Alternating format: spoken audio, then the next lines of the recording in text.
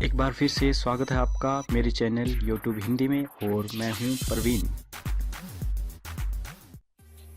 नमस्कार दोस्तों, बहुत बहुत स्वागत है आपका मेरे चैनल यूट्यूब हिंदी में और मैं हूं परवीन। देखिए दोस्तों, यूपीएससी का एक फॉर्म निकला हुआ है जिसकी फुल फॉर्म होती है यूनियन पब्लिक सर्विस कमीशन। तो आज मैं आपको बताऊंगा कि यूपीएससी का फॉर्म आप घर बैठे किस प्रकार से अपने लैपटॉप के द्वारा अप्लाई कर सकते हैं। तो चलिए किस प्रकार से ये फॉर्म अप्लाई करना है मैं आपको पूरी डिटेल बताता हूँ।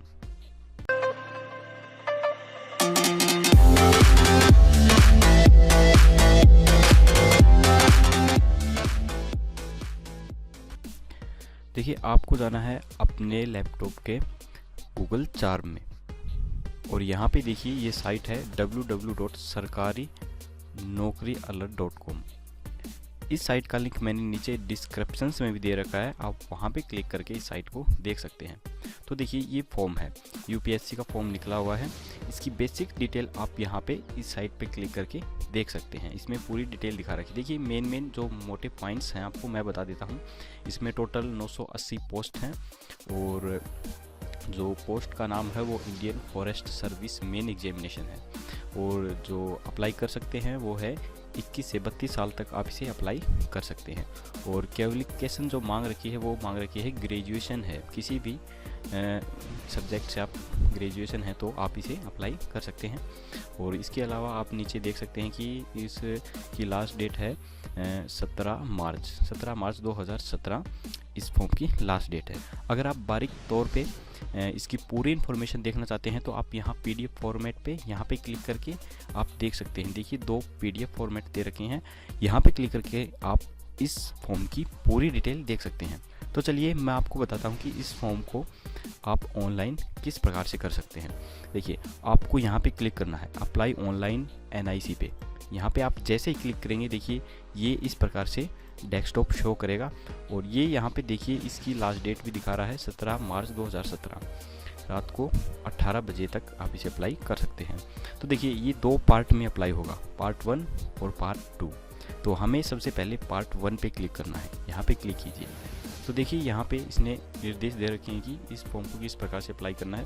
तो आप एक बार ध्यानपूर्वक इस पूरे निर्देश को पढ़ लीजिए और उसके बाद आप इसे अप्लाई कीजिए। और आपको जाना है बिल्कुल लास्ट में यहाँ पे नीचे और यहाँ पे करना है यस। अब देखिए ये फॉर्म आ चुका है, यहाँ से आपको इस फॉर्म को अप्लाई करना स्टार्ट करना है।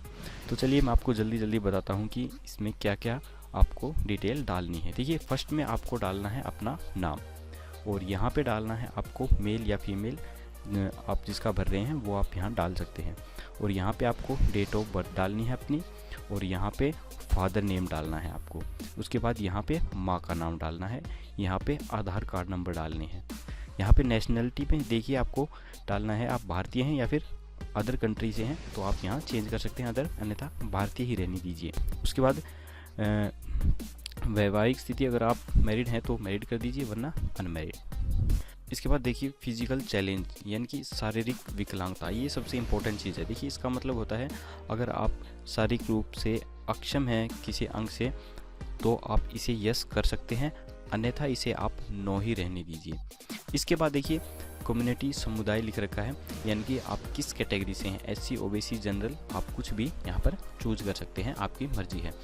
तो उसके बाद देखिए अगर आप ऐसी कैटेगरी से हैं तो यहाँ पे ये मांगेगा कि समुदाय प्रमाण पत्र की तारीख, यानी कि जब आपने एससी प्रमाण पत्र सर्टिफिकेट बनवाया था वो डेट आपको यहाँ पे डालनी है, किस डेट को आपने बनाया था। देखिए मैं आपको दिखा देता हूँ कि वो डेट कहाँ पर होती है शेड्यूल कास्ट सर्टिफिकेट में।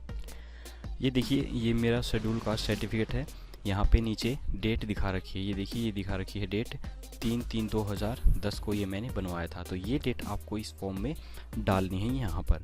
इसके बाद देखिए यहाँ पे लिख रखा है do you belong to minority. इसका मतलब है कि यदि आप हिंदू धर्म से संबंध रखते हैं तो आप यहाँ पे नो कर दीजिए। अगर आप हिंदू धर्म से किसी अदर धर्म से संबंध रखते हैं तो आप यहाँ पे यस कर दीजिए। तो मैं हिंदू हूँ इसलिए मैं यहाँ पे नो कर देता हूँ।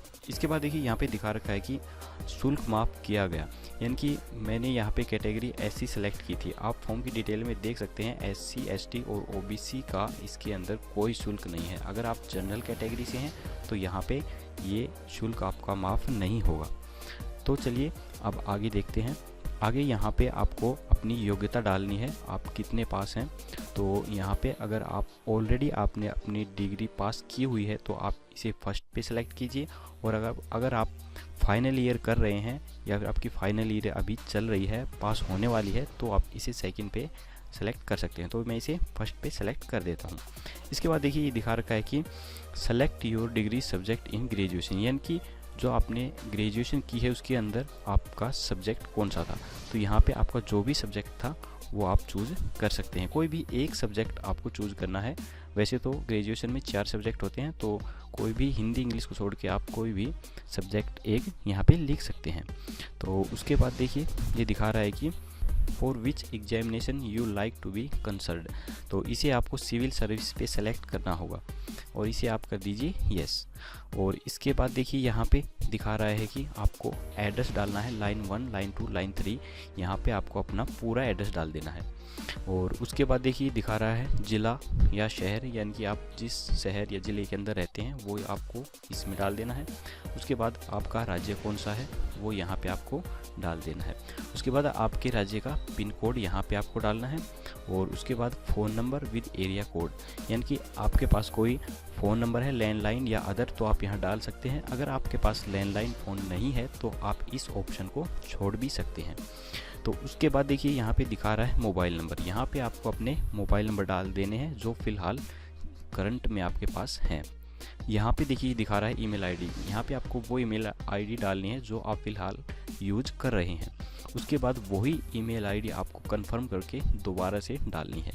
और तीसरे में आपको दिखा रहा है कोई अदर ईमेल आईडी, यानी कि आपने जो फर्स्ट में 2 बार जो ईमेल आईडी डाली है उसके अलावा आपके पास कोई और आईडी है तो आप यहाँ पे अपनी भी डाल सकते हैं या फिर अपने किसी दोस्त की भी यहाँ पर दूसरी ईमेल आईडी डाल सकते हैं। ये सारी डिटेल फिलअप करने के बाद आपको क्लिक करना है कंटिन्यू पे। अब देखिए ये यहाँ पे आपको पूछ रहा है कि अगर आपको एज में छूट चाहिए तो आप यहाँ पे यस कर सकते हैं। ये छूट सिर्फ SC ST कैंडिडेट को ही दी जाती है, इसके अलावा ये छूट जनरल या OBC कैंडिडेट को नहीं दी जाती है। तो वो आप फॉर्म की डिटेल में देख सकते हैं कि आपको ये छूट मिल रही है तो आप यस कर दीजिए, वरना आप नो कर दीजिए। तो मैं यहाँ पे यस कर देता हूँ।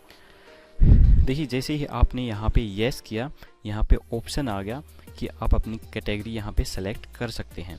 तो यहाँ पे आपको देखिए अगर आपको पता नहीं है कि आपको कौन सी कैटेगरी है, आप किस अनुसार एज में छूट चाहते हैं, तो आप यहाँ पे क्लिक हियर यहाँ पे क्लिक कीजिए। और यहाँ पे देखिए इसमें पूरी डिटेल दिखा रखी है। अगर आप SC हैं तो यहाँ पे क्लिक कीजिए, डिफेंस सर्विस में है तो यहाँ पे एक्स सर्विसमैन है यहाँ पे। तो इस प्रकार से यहाँ पे ये 5 डिटेल दे रखी हैं, आप इन 5 में से सेलेक्ट कर सकते हैं। और इसके सामने देखिए जस्ट दिखा रखा है कि SC है तो 5 साल की छुट्टी मिलेगी, डिफेंस में है तो 8 साल की मिलेगी, एक्स सर्विसमैन में है तो 10 साल की मिलेगी। इस प्रकार से ये नीचे भी इंफॉर्मेशन दे रखी है। तो मैं फ़िलहाल SC कैटेगरी में हूँ तो मैं यहाँ पे सेलेक्ट कर देता हूँ SC। तो जैसे ही आप यहाँ पे SC सेलेक्ट करेंगे, यहाँ पे ऑटोमेटिक ये कैच कर लेगा अपना कोड 01 है ये मेरा कोड, यहाँ पे एक कोड कैच कर लेगा और यहाँ पे दिखा देगा। ये देखिए जैसे ही मैंने SC पे क्लिक किया, ये एक कोड ऑटोमेटिक यहाँ पे आ गया है। इसके बाद आपको करना क्या है, यहाँ पे क्लिक करना है कंटिन्यू। अब देखिए ये यहाँ पे पूछ रहा है कल आपके जो ग्रेजुएशन के अंदर परसेंटेज है वो कितनी है, आपको यहाँ पे अपनी परसेंटेज डालनी है। उसके बाद देखिए यहाँ पे दिखा रहा है number of attempts already made in civil examination. अगर आपने पहले ये पेपर दिया हुआ है तो आप यहाँ पे लिख सकते हैं कितनी बार आपने पेपर दिया हुआ है। अगर आपने पहले नहीं दिया हुआ है तो आप यहाँ पे 0 लिख दीजिए। तो मैंने ये पहले एक बार दिया हुआ है तो मैं यहाँ पे लिख देता हूँ 1। इसके बाद देखिए ये दिखा रहा है कि सेंटर ऑफ एग्जामिनेशन क्या है, यानी कि आप कहाँ पर अपना सेंटर चाहते हैं, एग्जामिनेशन देना चाहते हैं। तो यहाँ पे आप सेलेक्ट कर दीजिए जो आपके सबसे नज़दीक पड़ता है। तो मेरे सबसे नज़दीक ये दिल्ली पड़ता है, तो मैं यहाँ पे दिल्ली सेलेक्ट कर देता हूँ। आप कुछ भी सेलेक्ट कर सकते हैं जो आपके सबसे नज़दीक है। तो उसके बाद देखिए छठे और सातवें पेपर के लिए विकल्प दिखा रहा है, यानी तो मैं यहाँ पे हिस्ट्री सेलेक्ट कर देता हूँ। इसके बाद देखिए ये दिखा रहा है कि पहले पेपर से सातवें पेपर की परीक्षा के लिए भाषा का माध्यम क्या होना चाहिए, वो आप भाषा यहाँ पर सेलेक्ट कर सकते हैं। तो मैं अधिकतर परीक्षाएं हिंदी मीडियम से ही देता हूँ, तो मैं यहाँ पे हिंदी सेलेक्ट कर देता हूँ। आप अपनी मर्ज़ी से कोई भी भाषा सेलेक्ट कर सकते हैं जो आपको अच्छी लगती है। इस प्रकार से देखिए ये नीचे दिखा रहा है do you help from Arunachal Pradesh, यानी कि अगर आप अरुणाचल प्रदेश, मणिपुर, मेघालय, मिजोरम या अदर इन्हीं स्टेट से हैं तो आप यहाँ पे यस कर सकते हैं, अन्यथा इसे आप नो ही रहने दीजिए। उसके अलावा देखिए यहाँ पे दिखा रखा है यदि नहीं तो भाषा का यहाँ पे आपको चयन करना होगा। अगर यहाँ यस होता तो आपको भाषा का चयन नहीं करना पड़ता। तो यहाँ पे दे रखा है कि यदि नहीं है तो आप भाषा का चयन कीजिए अपनी भाषा का। तो यहाँ पे आपको जो भाषा अच्छी लगती है आपको चयन कर सकते हैं। मुझे हिंदी अच्छी लगती है तो मैं हिंदी पे कर देता हूँ यहाँ पे, और इसके बाद आपको करना है कंटिन्यू। अब देखिए यहाँ पे ये पूरा फॉर्म दिखा दिया है, जो जो हमने डिटेल डाली है यहाँ पे हम उस डिटेल को चेक कर सकते हैं, पूरे डिटेल को। तो आप भी एक बार इस डिटेल को एक बार ज़रूर चेक कर लीजिए, उसके बाद ही आप फाइनल सबमिट करिए। क्योंकि कई बार क्या होता है कि हमारे से कुछ गलती हो जाती है और हमें पता नहीं चलता। तो ये जो प्रीव्यू यहाँ पर दिखाया जाता है इसीलिए दिखाया जाता है ताकि हम इसे एक बार दोबारा से चेक कर सकें। उसके बाद आपको इस पूरी डिटेल को एक बार चेक करने के बाद आपको यहाँ पर ये कोड डालना है। देखिए ये 13-15। देखिए अगर आपने ये डिटेल चेक नहीं की और आपने ये डायरेक्ट सबमिट कर दिया तो बाद में आप अपनी गलती ठीक नहीं कर पाएंगे। इसलिए मेरी आपसे रिक्वेस्ट है कि आप ज़रूर एक बार इसे चेक कर लीजिए, उसके बाद ही आप इसे फाइनल सबमिट कीजिए। देखिए इसके बाद आपको करना क्या है, जो ये कोड दिखा रखा है 13-15, इस कोड को आपको यहाँ पे डालना है इसके अंदर। तो आप इसके अंदर इस कोड को डाल दीजिए। उसके बाद यहाँ पे आपको करना है आई एग्री, यहाँ पे क्लिक करना है। ओके, अब देखिए ये यहाँ पे दिखा रहा है रजिस्ट्रेशन नंबर, ऊपर जो फर्स्ट में दिखाया है ये आपका रजिस्ट्रेशन नंबर, और यहाँ पे आपकी बाकी जो डिटेल आपने फिल की थी अपने फॉर्म में वो दिखा रखी है। अब ये सबसे इम्पोर्टेंट चीज़ है, या तो आप एक कॉपी या पेन लेके इस रजिस्ट्रेशन नंबर को नोट करके रख लीजिए या इसे PDF फॉर्मेट में प्रिंट कर लीजिए। देखिए नीचे आप जाएंगे तो यहाँ पे एक ऑप्शन है प्रिंट स्लिप, आप इसे यहाँ पे क्लिक करके अपने लैपटॉप में सेव करके भी रख सकते हैं। यहाँ पे क्लिक कर दीजिए सेव, और इसे आप डेस्कटॉप पे क्लिक करके यहाँ पे किसी भी नाम से सेव कर दीजिए। मैं अपना नाम डाल देता हूँ प्रवीण। अब देखिए अब हमें सेकंड पार्ट सबमिट करना है। ये तो फर्स्ट पार्ट सबमिट हो चुका है, आप यहाँ से इसको कॉपी कर लीजिए और आपको सेकंड पार्ट सबमिट कर यहाँ पे क्लिक कीजिए, click here for second registration पे। अब ये देखिए पॉपअप खुल के आया है, यहाँ पे आपको ये अपने रजिस्ट्रेशन नंबर पेस्ट कर देने हैं और यहाँ पे आपको डालनी है अपनी डेट ऑफ बर्थ। सबमिट। अब देखिए यहाँ पे ऊपर एक लाइन लिखी हुई है कि दिल्ली परीक्षा केंद्र सीट उपलब्ध नहीं है, अन्य परीक्षा केंद्र का चयन कीजिए। और नीचे एक और लाइन देखिए यहाँ पे लिख रखा है कि इस निशान वाले फील्डों को उम्मीदवार द्वारा भरा जाना अनिवार्य है, लाल रंग वाले परीक्षा केंद्र उपलब्ध नहीं है। तो यहाँ पे जो दिल्ली हमने सेंटर डाला था वो अवेलेबल नहीं है, तो आप दिल्ली के अलावा आपके पास जो नज़दीक पड़ता है आप वो डाल सकते हैं। तो दिल्ली के अलावा मेरे पास पड़ता है चंडीगढ़, मैं यहाँ पे चंडीगढ़ सेलेक्ट कर देता हूँ और कर देता हूँ सबमिट। इसके बाद देखिए आपको दोबारा से अपना रजिस्ट्रेशन नंबर और डेट ऑफ बर्थ यहाँ पे डालना है और यहाँ पे कर दीजिए सबमिट। देखिए अब हमें क्या करना है, यहाँ पे अपनी फ़ोटो और सिग्नेचर अपलोड करने हैं, ये दिखा रहा है। और देखिए नीचे ये छोटा सा नोटिफिकेशन है, नीचे यहाँ पे दिखा रखा है कि ये photo 40 KB and greater than 3 KB, यानी 40 KB और 3 KB के बीच में फ़ोटो होनी चाहिए, और सिग्नेचर भी 40 KB और 1 KB के बीच में होनी चाहिए। तो अगर आपको मालूम नहीं है कि किस प्रकार से फ़ोटो का साइज़ कम या ज़्यादा किया जाता है, तो मैंने नीचे डिस्क्रिप्शंस में अपनी दूसरी वीडियो डाल रखी है जिसमें मैंने डिटेल से बता रखा है कि किस प्रकार से फ़ोटो का साइज़ कम या ज़्यादा किया जाता है। आप उस पर क्लिक करके वो वीडियो देख सकते हैं, या फिर आप यहाँ पे ऊपर राइट साइड में गोल निशान पे क्लिक करके देख सकते हैं उस वीडियो को। तो देखिए हमें करना क्या है, चूज़ फाइल पे क्लिक कीजिए और यहाँ से अपनी फ़ोटो हमें सेलेक्ट कर लेनी है। और इसी प्रकार से हमें सिग्नेचर के लिए चूज़ फाइल पे क्लिक करके अपने सिग्नेचर को सेलेक्ट कर लेना है और यहाँ पे करना है अपलोड इमेज पे। अब देखिए ये यहाँ पे फ़ोटो भी दिखा रहा है और सिग्नेचर भी दिखा रहा है। ये इसलिए शो कर रहा है कि अगर कहीं से फ़ोटो अच्छी तरह से या साफ़ अपलोड नहीं होती है तो आप इसे दोबारा से रीलोड फोटोग्राफ पे क्लिक करके फिर से आप इसे अपलोड कर सकते हैं। तो अगर ये बिल्कुल सही दिख रही है आपको तो यहाँ पे आप आगे क्लिक कीजिए कंटिन्यू पे।